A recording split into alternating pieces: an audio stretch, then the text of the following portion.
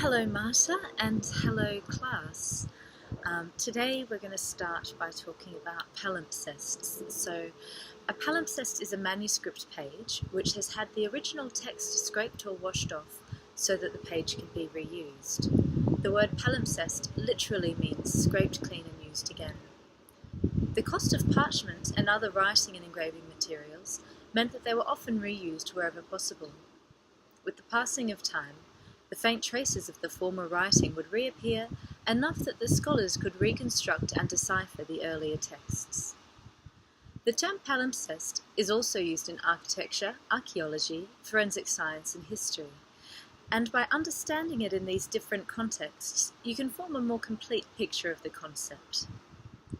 In architecture, the word is sometimes used to describe the layers of archaeological remains, or the various design ideas as they develop over time. Whenever spaces are rebuilt or modified, evidence of previous uses remains. For example, roof lines from neighbouring structures are visible after they have been demolished.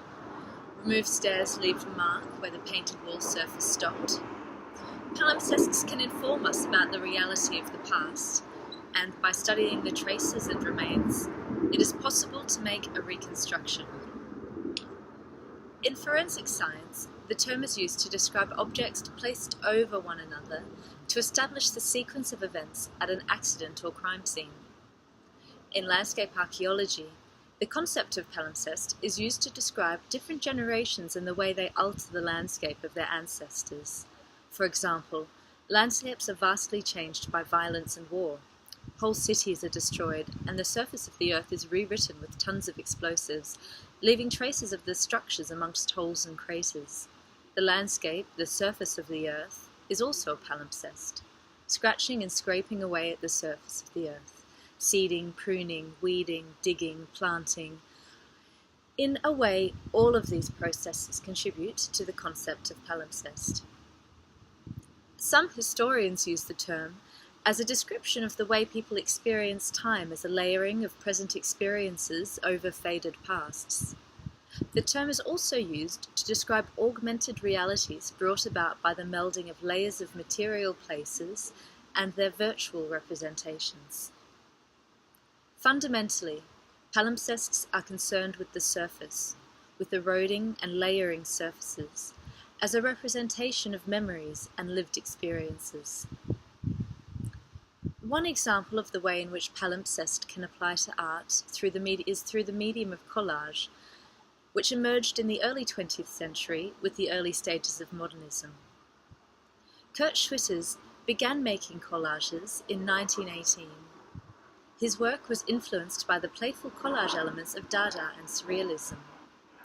Schwitters was known for his collages composed of discarded objects from everyday life, including bus tickets, wallpaper, newspapers, playing cards and fabrics, amongst many other items.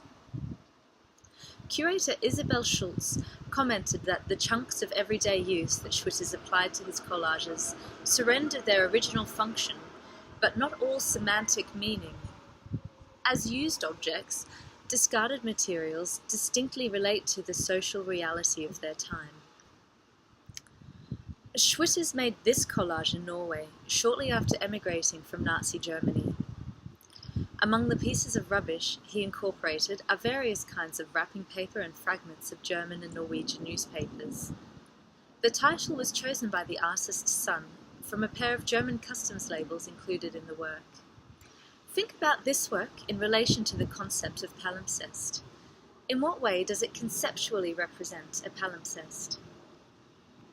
Pause the video here, Marta, and discuss your ideas.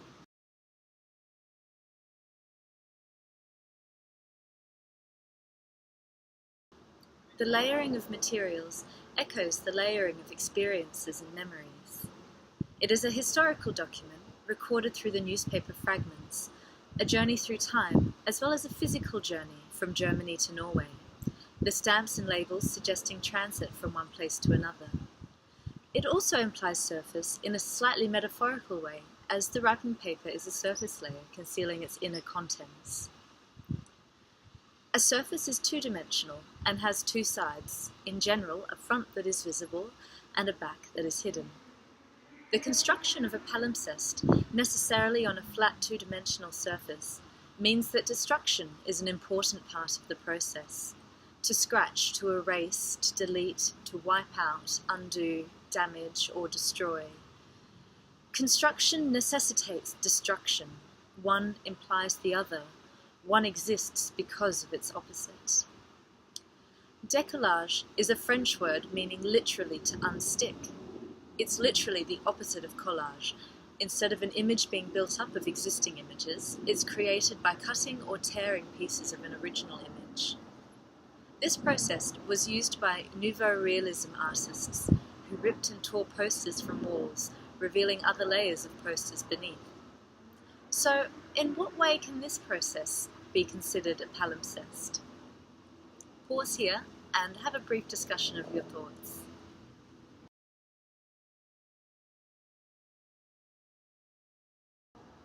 The artists involved performed archaeological excavations of everyday life.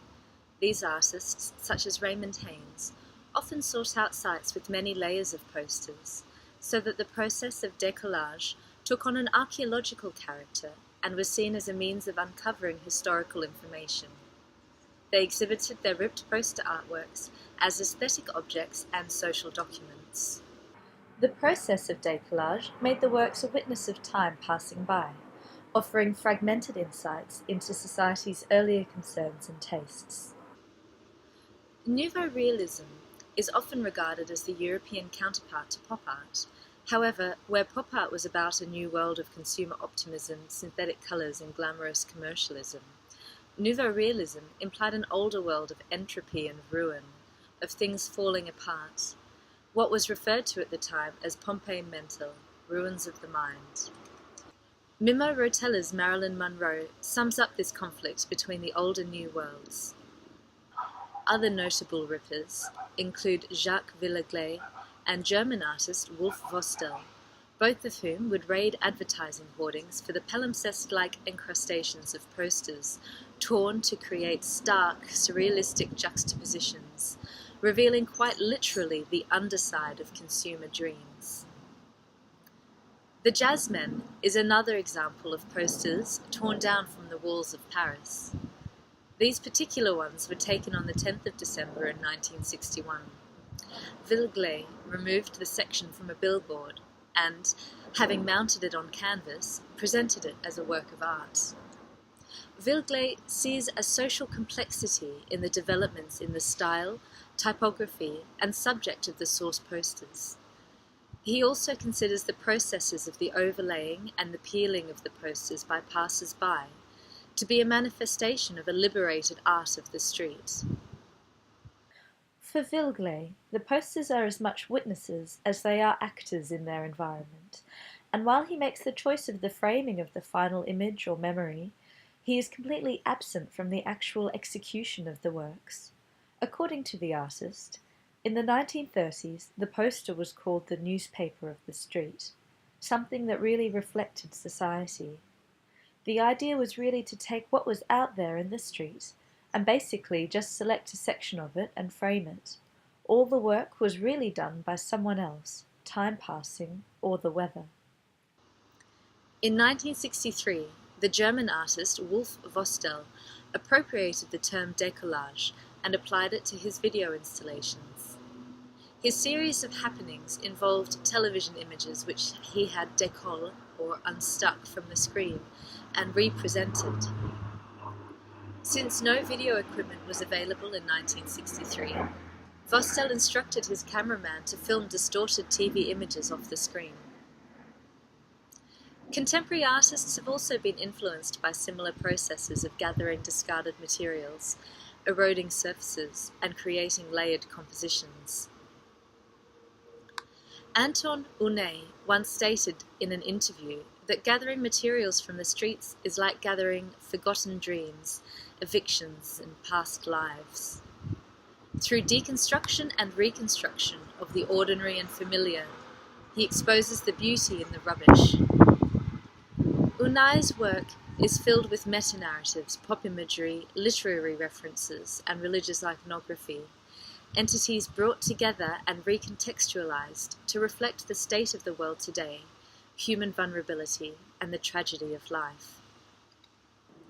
To celebrate the launch of the McHugh's new store in East London, the brand commissioned Belgian-Ethiopian artist Ermias Kifleyesus for their Autumn-Winter 2015 campaign. Large street posters found in vandalized bus shelters on the street are folded into sections and taped up. Every few days, Kifleyesus refolds the posters and offers the callers a new fragment to doodle on. Hundreds of unsuspecting people make small additions to the cartography of compositions. The drawers react with one another, continuing filling in or erasing that which has been left behind. These street posters introduce the interesting tension between public and private. After the caller's additions, Kifleyesus reintroduces them into the public domain of the museum or gallery, but filled with the markings like scars distorting the seductive advertising. So, in what way can these be considered palimpsests? Pause the video here, Marta, and discuss what you think.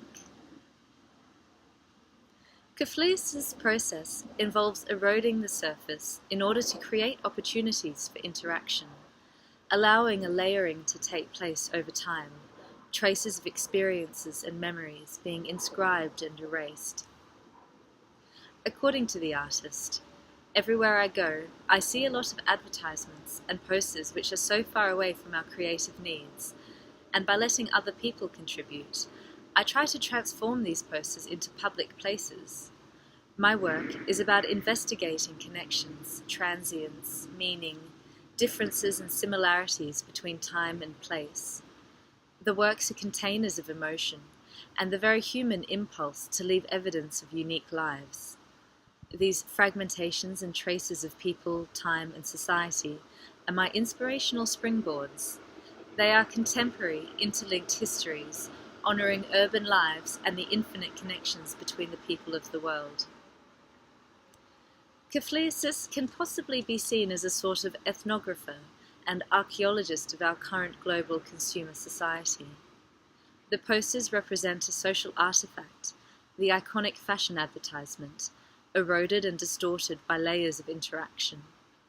The images bring together different times, perspectives, and viewpoints. The artist makes us participants in his quest into learning to understand the things around us through dismantling and recomposing them. Ermias Kifleyesus' art doesn't want to create something from nothing. He engages existing systems, the marks and creations left behind by others. He brings these together, reworks, partly erases, selects, and adds to them. In that sense, there is a collective factor present in each piece. He uses other people's contributions. In recent work, he started with damaged canvases left behind by second-hand traders at flea markets in Amsterdam. Discarded, anonymous compositions, often faded and covered with layers of dirt, dragged around for some time, but eventually becoming so damaged they are left behind with the rubbish. Using a chemical adhesive mix and sticking on thin cotton rags, Kifleyesus meticulously peels away the dirt, varnish, and eventually layers of paint. In this process, Kifleyesus makes visible and destroys. In his archaeological working method, the process takes precedence over the actual image of what is or becomes visible.